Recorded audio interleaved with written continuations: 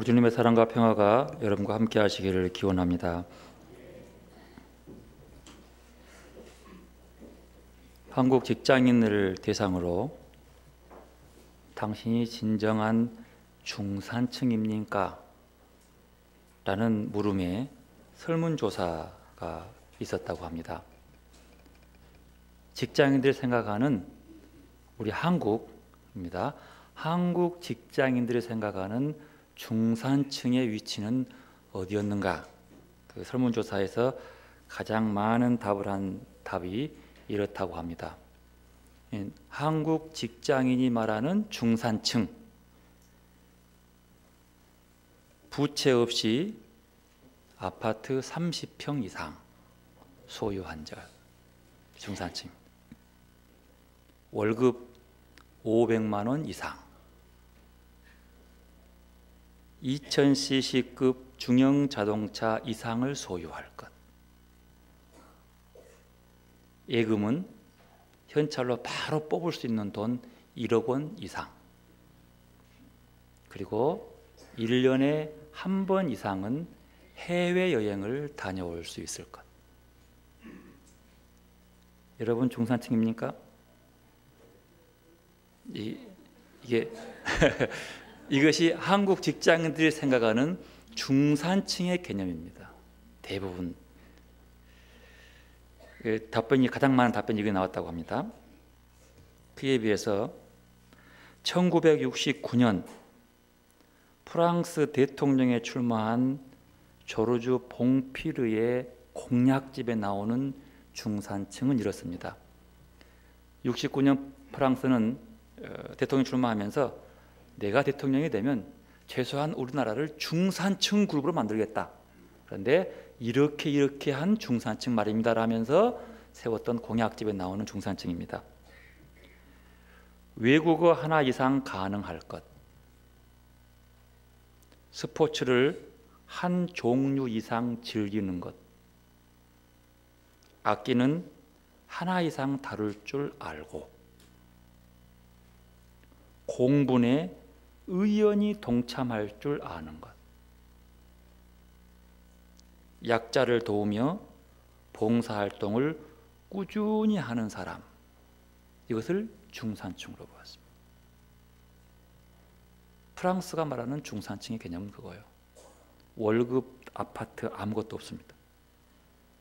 지금 현재 미국 공립학교에서 가르치는 중산층, 여러분들은 최소한 이런 중산층으로 살아야 합니다라고 미국 공립학교에서 가르치는 중산층의 조건은 이렇습니다.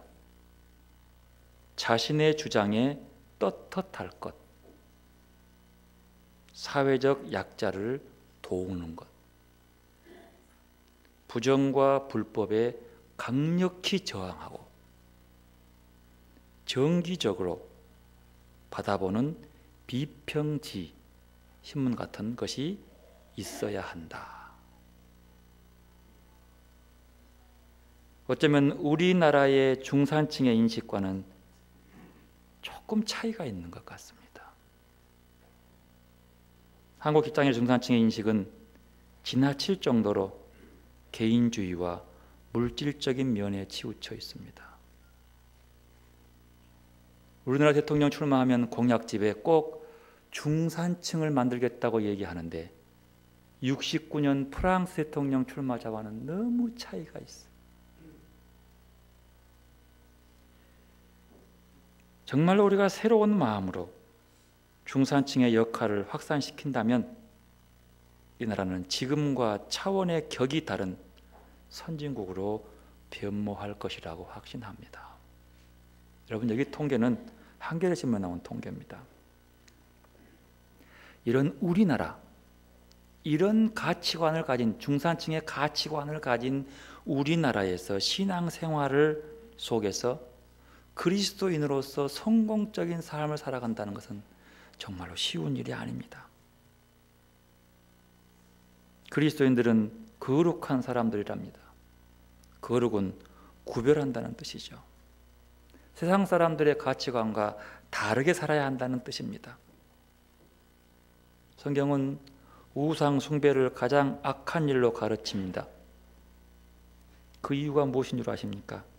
가장 어리석은 일이고 하나님의 은총을 누릴 수 있는 기회를 잃어버리게 만들기 때문에 우상 숭배를 가장 악한 것으로 취급합니다. 우상 숭배는 뭡니까? 하나님이 아닌 다른 것들을 우리의 삶의 기준으로 삼고 살아가는 것을 의미합니다. 우상 숭배가 어리석다 하는 것은 존재하지도 않는 것을 믿고 의지하기 때문입니다. 또한 풍성하고 엄청난 하나님의 사랑을 받을 기회조차 가질 수 없는 조건과 마음으로 만들어버리기 때문입니다. 그런데도 세상에 많은 헛되고 어리석은 것을 추구하는 것 때문에 우상의 재물을 먹고 마시고 우상의 자녀처럼 살다 보면 자신도 모르는 사이에 우상 숭배에 물들어버린 경우들이 많이 있습니다. 선거철 되면 기독교 정치인들 역시 무당을 찾고 점집을 찾는 이유에서 짐작할 수가 있습니다. 하나님의 뜻이라고 할지 옳고 그른 것에는 민감해지기보다는 세상 사람들이 하듯 어떻게 하든 당선만 되면 된다고 하는 그 욕심, 여러분, 그게 우상 숭배입니다. 교회에도 우상 숭배하듯 당선만 되면 되기 때문에 숫자 많은 교회에 나가서 얼굴 붙이면서 나 이 교회 다닌다고 찍어달라고 하는 것, 여러분, 하나님을 우상 숭배하듯 섬기는 것이에요. 세상 사람들이 다 그러니까, 세상 풍조가 그런데 그게 뭔 죄가 되냐고, 나도 모르는 사이에 우상에 물들어 버리는 것입니다. 결과만 좋으면 그뿐 아니요. 결과를 놓고 하나님은 말하지 않습니다. 그 지나가는 과정을죠. 그 속에서도 우상 숭배에 물들어서는 안 되는 것입니다. 주일이면 예배에 참석해서 겸손하고 거룩한 흉내를 내지만 일상의 생활로 돌아가면 세상 사람과 조금도 다르지 않게 사업상 어쩔 수 없는 일이라며 세상 바다에 퐁당 빠져버리고 맙니다. 그 결과 우상 숭배하는 자녀들처럼 살아갈 뿐입니다. 성경은 언제 어디서든 우상의 자녀로 살아갈 수 있음을 강조하면서 경계하라고 말씀하고 있습니다. 한 사람의 신앙인으로서 성공적인 삶을 산다는 것은 결코 쉬운 일이 아닌 것처럼 우리의 삶을 돌아봐야 돼요. 믿음으로 살기 위해서 외적인 핍박, 협박도 있습니다. 내면적인 불평도 있습니다. 탐심, 염려, 정욕, 억울함, 이것이 우리의 거룩을 회방하는 것이기 때문입니다. 때로는 비너스처럼 아리따움이 우리를 유혹하고 중무장한 군인들의 모습으로 우리를 위협하기도 합니다. 그래서 바울이 오라 나는 공고한 사람이로다, 거룩해지고 싶은데 너무 많은 조건들이 우리를 붙잡고 있으니 공고한 사람이라고 얘기합니다. 그뿐입니까? 예수 믿고 싶어서 교회에 왔는데 공동체 생활에 적응하기도 어렵고 그 다음에 실패로부터 다가오는 그 두려움, 교회에 나와서 많은 사람들 때문에 누군가의 생각과 누군가의 말 때문에 상처받고 나도 모르는 사이에 불평하다가 누군가에게 상처를 주면서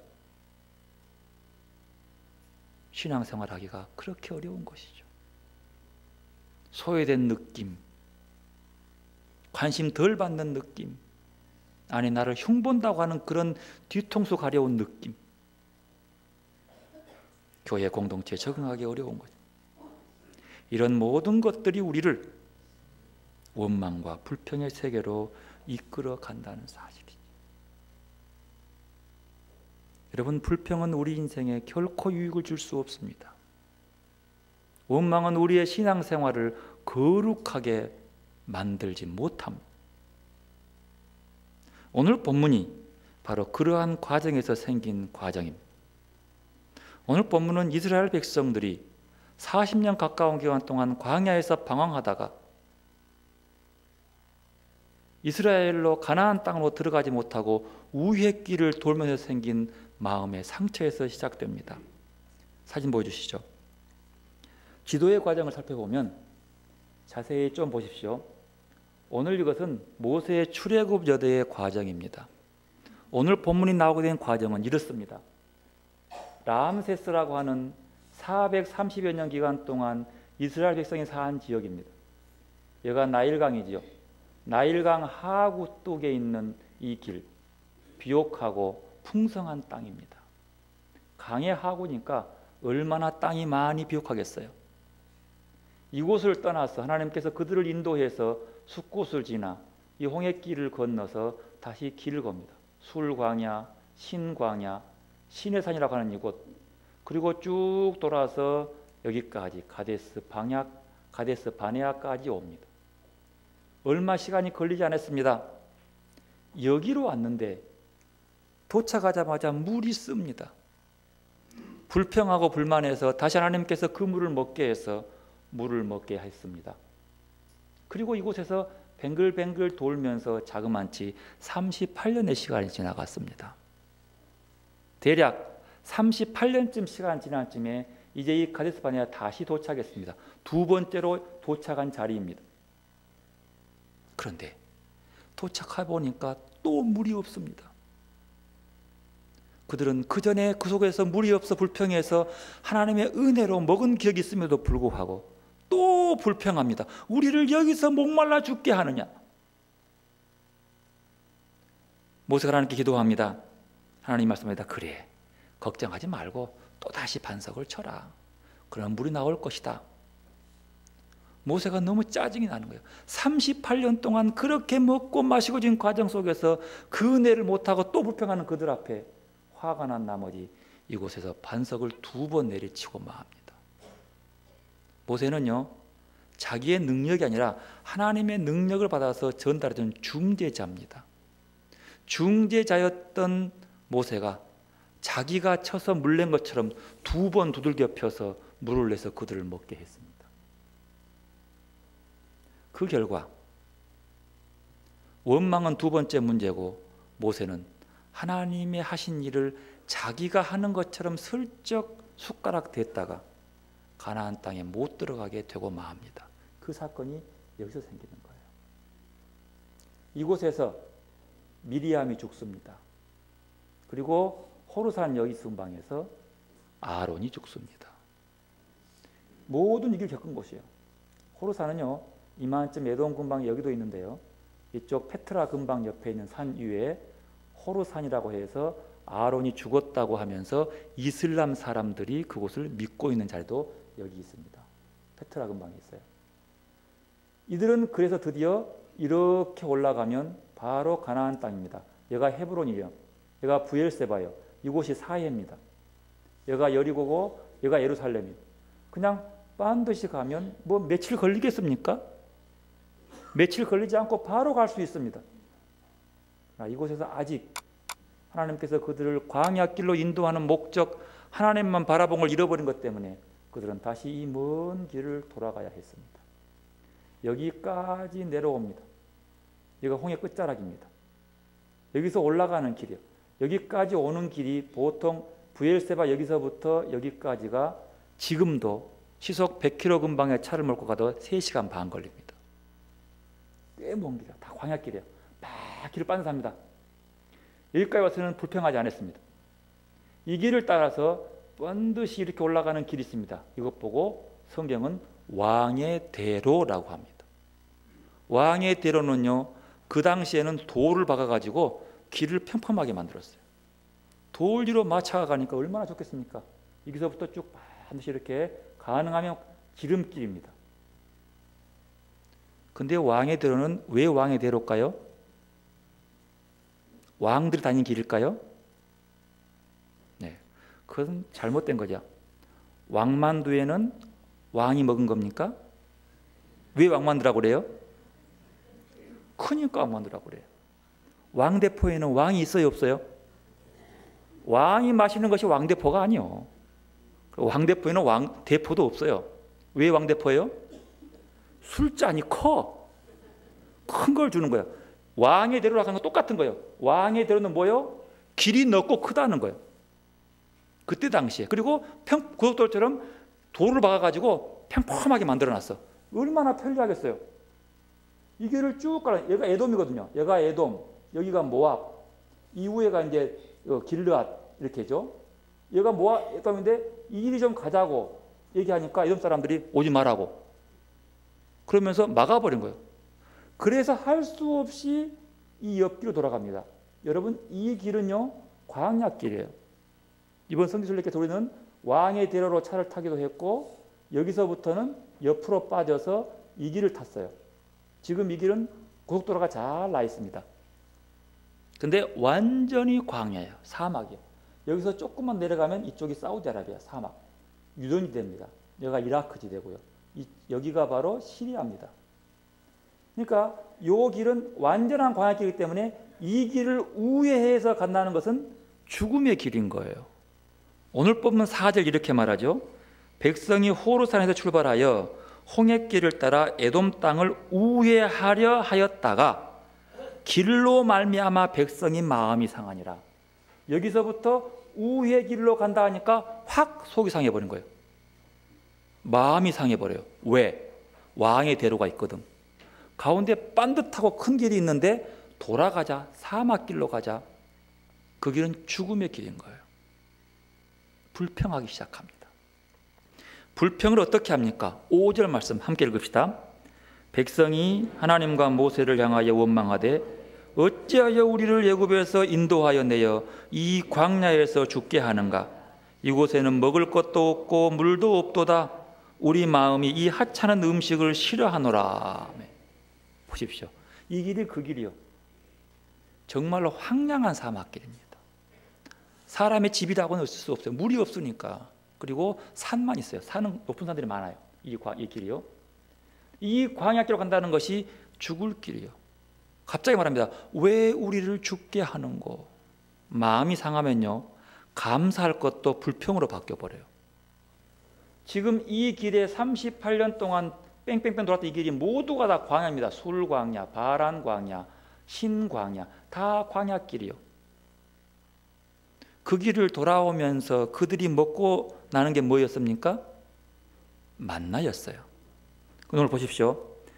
물도 없도다. 그하며요, 우리 마음이 이 하찮은 음식을 싫어하노라. 여기서 이 하찮은 음식, 이게 만나요. 원래 만나야는요 좀 짜잘한 음식입니다.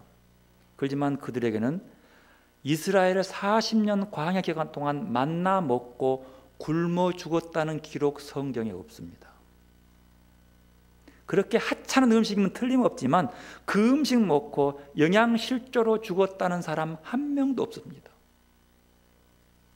그런데 갑자기 그들이 그 똑같은 음식을 주는 이 길로 가자고 돌아서는 순간부터 마음 상하니까 뭐라는 거는 우리가 이 하찮은 음식 안 좋아해 라고 말하는 거예요. 물도 없는 것, 물 없는 건 맞습니다. 하지만 언제나 없는 물 속에서 누가 채워줬어요? 하나님이 먹게 해 주었어요. 근데 갑자기 여기 돌아오면서 불평을. 왜? 뭘 봤어요? 왕의 대로를 봤단 말이에요. 넓고 좋은 길을 보니까 확 마음이 상해버린 거예요. 아마 이쯤이겠죠? 이 광야길이겠죠? 여기서 그들의 불평이 절정에 달합니다. 그런데 그 불평의 결과는 이렇게 나옵니다. 6절 함께 읽읍시다. 여호와께서 불뱀들을 백성 중에 보내어 백성을 물게 하심으로 이스라엘 백성 중에 죽은 자가 많은지라. 그 무서운 함정에 빠진 겁니다. 지금까지 광야길을 걸어왔고 사막길 속에서 메추라기도 먹고 만나를 먹으면서 그리고 물었을 때 쓴물이 단물이 되게 만들어서 먹게 해줬던 그 은혜를 살짝 잊어버리는 거예요. 비교하다가 왕의 대로를 보고 나니까 이거 정신이 없는 거거든. 그리고 그 불평의 결과 그들은 뱀에 물려 죽게 됩니다. 여러분, 이 결과 보십시오. 그들의 불평 보십시오. 감사하지만 불평하는 그 모습. 여러분, 불평은요, 불평을 낳습니다. 원망은 원망을 낳습니다. 원망하고 불평한다고 유익된 것 아무것도 없습니다. 여러분, 우리의 삶 속에서 원망과 불평을 통해서 새롭게 개선된 것 보았습니까? 아니면 원망과 불평 속에서 서로 망하는 꼴을 보았습니까? 제 짧은 인생의 경험에도 원망과 불평에서 더 나아진 건 보지 못했습니다. 더 안 좋아지고 더 못돼 버린 것은 보았어요. 나도 망하고 이웃도 망하고 불평과 불만 속에는 공동체도 함께 망하는 걸 봤어요. 근데 신기한 것은 불평이 누가 한 명 시작하면 급속도로 번지는 건 또한 불평입니다. 너무 빨리 번져요. 불평은 가중시키고 넘어지는 거죠. 저항력을 약화시키고 죽게 만드는 거예요. 의사들이 말해요. 몸에 병들어서 아팠지만 암이 들더라도 그 마음이 그것 때문에 불안해하고 염려하고 원망하기 시작하면 빨리 죽는데요. 백약이 무효돼. 하지만 그 마음이 병들어도 감사하고 기뻐하고 하나님께 맡기고 당당해지면 그게 또 빨리 나은다네. 불평불만은 백해무익입니다. 누군가의 불평불만을 통해서 이곳쯤 어디 근방에서 불뱀이 그들을 물어버렸습니다. 여러분, 교도소와 수도원의 차이는 아시죠? 교도소와 수도원은 똑같이 규율이 엄격합니다. 통제적입니다. 음식이 참 험합니다. 수도원은 하루 한 끼니 두 끼밖에 안 먹어요. 자유가 없습니다. 잠자리 편치 않습니다. 독방을 주고 모두가 다 한평 남짓한 방밖에 안 줍니다. 그러나 교도소는 원망과 시비가 많고 맺힌 한을 복수하기 위한 복수심으로 들끓인 곳이 교도소입니다. 수도원은 똑같은 조건이지만 감사와 찬송과 사랑과 섬김이 있는 곳입니다. 환경은 누구의 것이든 불평할 요소가 많습니다. 그 이유는 내 기준으로 판단하고 결정하기 때문입니다. 주님의 눈으로 주님이 원하시는 길을 택하지 않고 늘 내 중심에 있기 때문에 그렇습니다. 주님의 일을 결코 사람의 생각과 판단으로 재단할 수 없습니다. 우리는 일이 잘 되는 것처럼 보이든 잘못된 것처럼 보이든 주님을 더욱더 의지하고 계속해서 주님만 바라보아야 하는 것입니다. 그러나 조심할 것은 자기 마음대로 결정하고 행동하면서 주님을 의지하는 식으로 살아가서는 안 된다는 것입니다. 여기서 영적 혼란이 나오는 거예요. 내 마음대로 계획해놓고 주님의 뜻 물어보지도 않아놓고 주님을 의지하는 것처럼 살아간다는 거예요. 어느 이민교회 목사님께서 왜 이민교회가 쇠퇴하느냐는 질문에 이렇게 대답했다고 합니다. 이민교회는 쇠퇴를 말할 수 없습니다. 한 번도 부흥이 있었던 적이 없었기 때문입니다. 이 땅에 이민 와서 새로운 삶을 시작한 많은 교인들이 출발부터 하나님의 뜻을 헤아려 보고 주님의 허락을 받고 오지 않았습니다. 여기가 좋아 보였거나 오고 싶었거나 어쩔 수 없다고 생각해서 이민길에 올랐습니다. 이렇게 출발이 잘못된 이민의 시작은 계속해서 실수를 연속을 할 수밖에 없습니다. 하나님의 자녀로 살아가는 사람들에게 가장 중요한 대답은 하나님이 원하시는 것이 무엇일까를 깨닫고 순종하는 것입니다. 그런 의미에서 우리의 현실은 당연한 결과일 수밖에 없다고 생각합니다. 교회는 우리가 원하는 것을 우리가 원하는 때에 우리가 원하는 방법으로 얻어내는 곳이 아닙니다.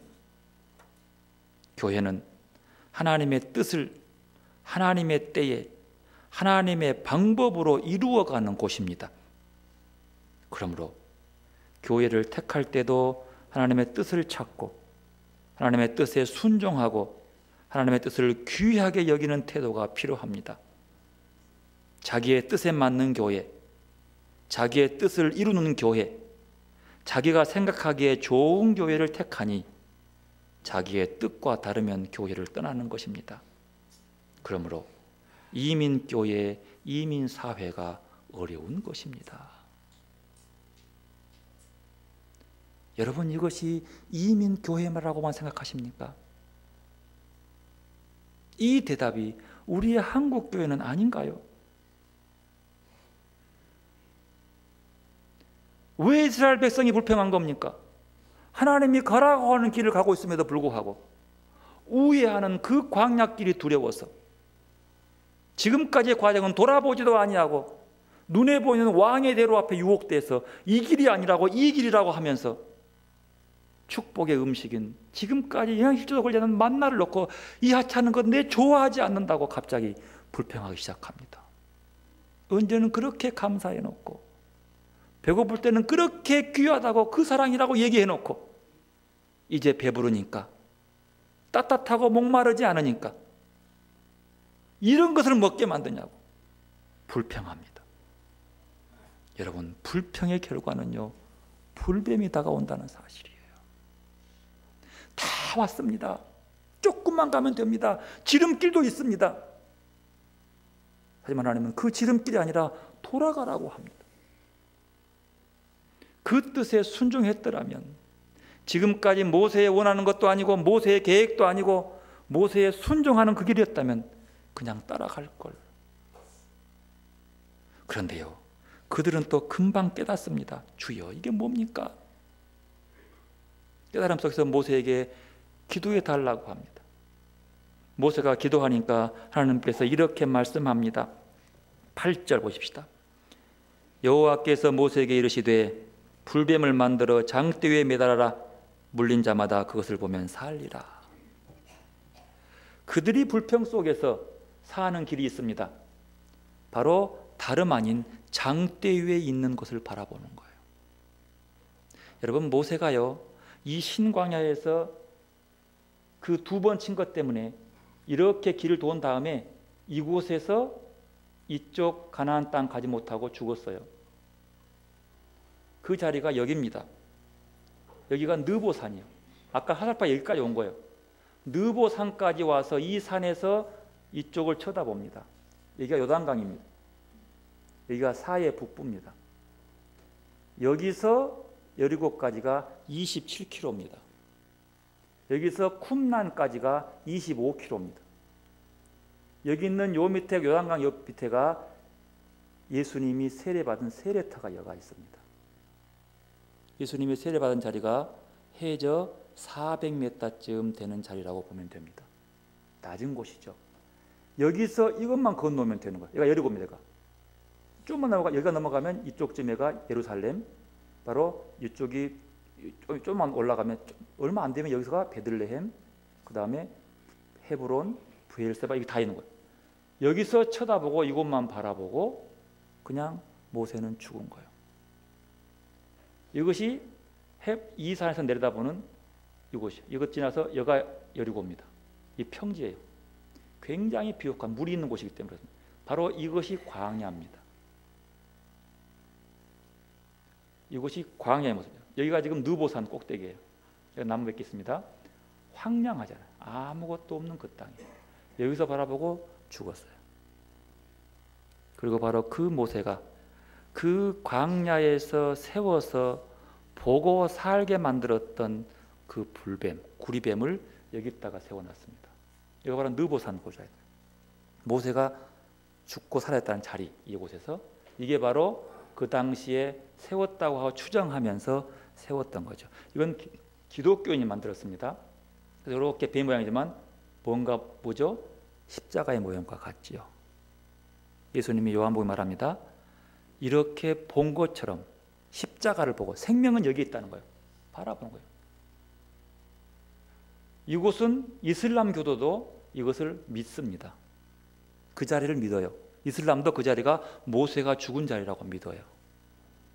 그리고 그렇게 그곳에서 와서 그들도 이슬람의 방법대로 모세를 숭배하고 있는 자리입니다. 근데 문제는 이렇게 세워놓은 이것을 놓고 히스기야 시대까지 사람들이 저 자체에다가 복을 빈 거예요. 이게 뭔 능력? 아무것도 없는 거예요, 이것은. 근데 이것을 바라보는 믿음은 바라보고 이것을 통해서 하나님의 능력을 보려야 되는데 이것을 보고 저 앞에 비는 거야. 아들 낳게 해달라고 비르고 여 앞에 비고 있는 거예요. 이게 우상이에요. 히스기야가 개혁하면서 저것을 부러뜨려 버렸어요.